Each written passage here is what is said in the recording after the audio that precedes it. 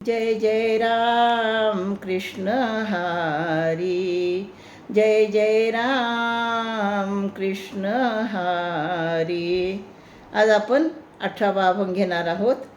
हरिवंश पुराण हरिनाम संकीर्तन, हरिविन सौजन्य नेने काही. तया नरा लाधले वैकुंठ जोडले, सकळही घडले तीर्थाटन. मनोमार्ग गेला तो येथे मुकला, हरिपाठी स्थिरावला तोची धन्य. ज्ञानदेवा गोडी हरिनामाची जोडी, रामकृष्ण आवडी सर्व काळ. रामकृष्ण आवडी सर्व काळ. तर या ठिकाणी माऊली काय म्हणतात, श्रीहरीचे गुण ज्यात उत्तम रीतीने गायले आहे असे हरिवंश पुराण जो वाचतो तो हरीच्या नामस्मरणामध्ये दंग झाला आहे. आणि अशा दंग झालेल्या साधकाला म्हणजे जगात हरी वाचून काहीच प्रिय वाटत नाही. त्या मनुष्याला मग वैकुंठाचा लाभ होतो, तो वैकुंठामध्ये जातो म्हणजे आणि त्याला सर्व तीर्थयात्रा घडल्याचे सुद्धा पुण्य लागते. म्हणजे बघा माऊली काय म्हणतात की जो हरीचे गुण गातो, हरिपुराण ऐकतो त्या माणसाला तीर्थयात्रा केल्याचं पुण्य लाभतं आणि त्याला वैकुंठामध्ये जाण्याचा मान मिळतो. तर हरी ज्याला प्रिय आहे तो वंशपुराण. तरी वंशपुराण किंवा हरिपुराण हे काही स्वतंत्र नाही आहे, परंतु ज्या पुराणामध्ये हरीच्या लीलाचे आणि हरीच्या वंशाचे वर्णन आहे अशा ग्रंथाला आपण हरिपुराण असे म्हणतो.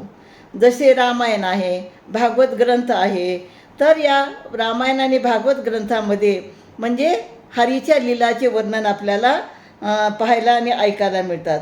तर भागवत या अन्य पुराण जसे रामायण याची जनमानसाला मोहिनी पडलेली आहे.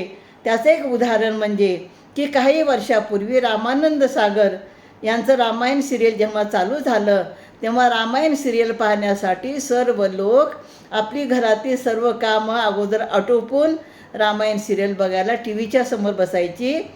सगळे रस्ते निर्मनुष्य असायचे आणि त्या वेळेमध्ये जर कुणाला कार्यक्रम ठेवायचा असेल तर ते कार्यक्रम ठेवायचे नाहीत. कारण कार्यक्रम ठेवला तर लोक त्या कार्यक्रमाला येणार नाहीत, घरामध्ये टी व्हीमध्ये रामायणच पाहत बसतील असं लोकांना वाटायचं. आणि एवढा प्रचंड प्रतिसाद या रामायण या सिरियलला दिलेला आहे.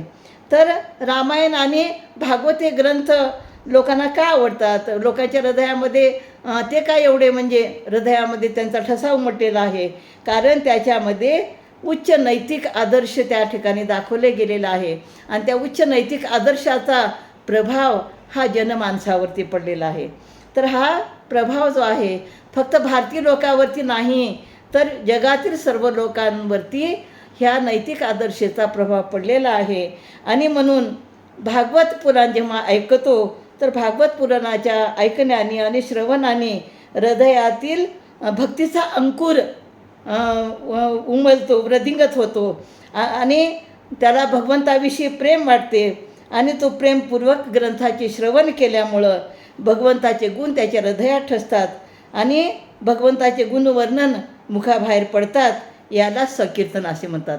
म्हणजे संकीर्तन म्हणजे एखाद्या ग्रंथाच्या ओवीवरती कीर्तन करणं, लोकांना उपदेश करणं किंवा ते गीत गाणं याला काय म्हटलं जातं, संकीर्तन असं म्हटलं जातं.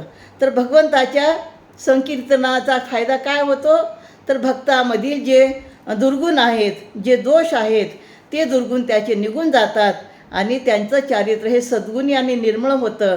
यालाच ज्ञानदेव काय म्हणतात, हरिविन सौजन्य नेणे काही. म्हणजे हरीची कथा ऐकल्यामुळं, हरीच्या लीला ऐकल्यामुळं दुर्गुण नाहीसे होऊन त्या साधकामध्ये सद्गुण निर्माण होतात. आणि म्हणून अशा भक्ताचे जगातील सर्व व्यापार मनोव्यापार केवळ ईश्वरालाच केंद्रित करून केलेले असतात. आणि म्हणून भगवंताला अशी निर्मळ निस्सीम भक्ती आवडते. म्हणून भगवंत बघा आपलं वैकुंठ सोडून भक्ताच्या घरी येतो. म्हणजे तुम्ही बघा किंवा आपण जर जनाबाईचे अभंग वगैरे ऐकले तर जनाबाईच्या घरी येऊन सुद्धा भगवंत जनाबाईसोबत दळत असत, कांडत असत. म्हणून जनाबाई काय म्हणतात, दळिता कांडिता तुझं गाईनं मी अनंत, अशा त्या जनाबाई म्हणत असत. आणि श्रीकृष्ण तिथे येऊन त्यांच्यासोबत दळण आणि कांडण करत असत. अशा कथा आपल्याला माहितीच आहेत. पण परम उत्कट भक्ती करणाऱ्या भक्ताला वैकुंठाधिपती चा लाभ तर झालेलाच आहे. आणि त्या लाभामुळं, हरिस्मरणामुळं त्याला सर्व तीर्थयात्रेचं सुद्धा पुण्य मिळालेलं आहे. म्हणजे हरिनामामध्ये किंवा पुराणामध्ये भगवंताच्या लीलाचं वर्णन ऐकल्यामुळं तर आपल्यामध्ये सद्गुण तरी येतातच, परंतु आपल्याला तीर्थयात्रा केल्याचंही पुण्य आपल्याला या ठिकाणी घडत असतं. तर त्याच्यानंतर माऊली काय म्हणतात पुढच्या चरणामध्ये, मनोमार्ग गेला तो येथे मुकला, हरिपाठ स्थिरावला तोची धन्य. तर या ठिकाणी माऊली काय म्हणतात माहिती आहे का, मनोमार्ग याचा अर्थ मनाची विषयासक्ती होय. तर मनाची विषयासक्ती ही जी आहे त्या माणसाच्या मनाची स्वाभाविक प्रवृत्ती आहे. आणि स्वाभाविक प्रवृत्तीमुळं मनुष्य त्या विषयासक्तीमध्ये अडकतो, गुंतून राहतो. तर माणसाच्या मनात विषय आणि इंद्रिय याचा जेव्हा संबंध आला तेव्हा तो काय करतो, विषयासक्त होतो. आणि त्याला असं वाटतं की आपण भरपूर सुखी झालेले आहोत.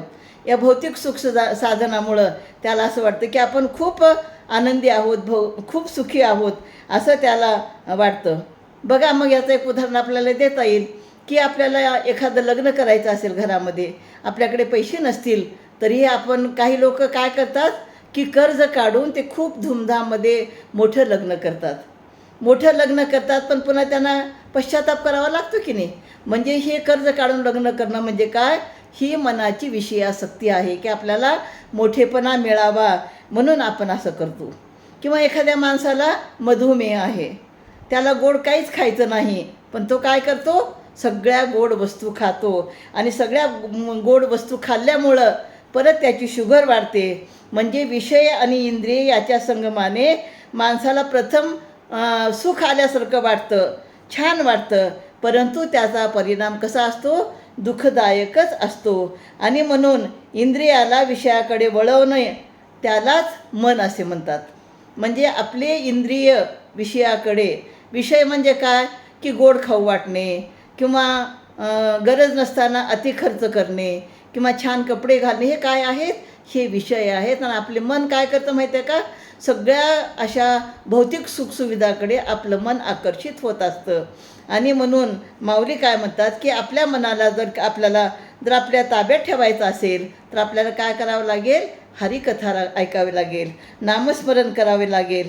आणि नामस्मरण केल्यानंतर आपलं मन हे आपल्या म्हणजे आपल्या मनाला आपण चांगल्या गोष्टीकडे नेऊ शकतो. तर मनाने इंद्रियाच्या लाड पुरवण्याच्या शक्तीपुढं काही वेळा साधू संत हे सुद्धा विचलित झालेले आहेत. बघा, म्हणजे मन हे कसं असतं बघा, की एखाद्या साधू संताला सुद्धा तो विचलित करतं हे मन. अशा मनाला सुद्धा कंट्रोल करणं खूप अवघड काम असतं, पण ते अवघड काम हरिनामाने शक्य होत असतं. म्हणून बघा, कठोर तप करणारे विश्वामित्र ऋषी हे मेनकेपुढे हातबल झाले, ही कथा तर तुम्हाला माहितीच आहे. पुन्हा नंतर अहिल्याच्या सौंदर्यावर भाळून इंद्रदेवाचं सुद्धा अधपतन झालं. इंद्रदेवाला सुद्धा त्यांचं इंद्रपद सोडावं लागलं. म्हणजे साधू संतसुद्धा कधीकधी मनाच्या पुढं हातबल होतात. म्हणून मनाच्या चंचलतेवर रामकृष्ण नामाची आवड असणं हाच एकमात्र उपाय आहे. ज्याने आपले मन श्रीहरीच्या नामस्मरणाने स्थिर केले तोच खरा धन्य होय. म्हणजे हरिनामाच्या उच्चाराने किंवा भागवत पुराणाच्या हरिवर्णनामुळंच आपलं मन स्थिर होतं. आणि म्हणून माऊली म्हणतात की तुम्ही सतत हरिनाम करा.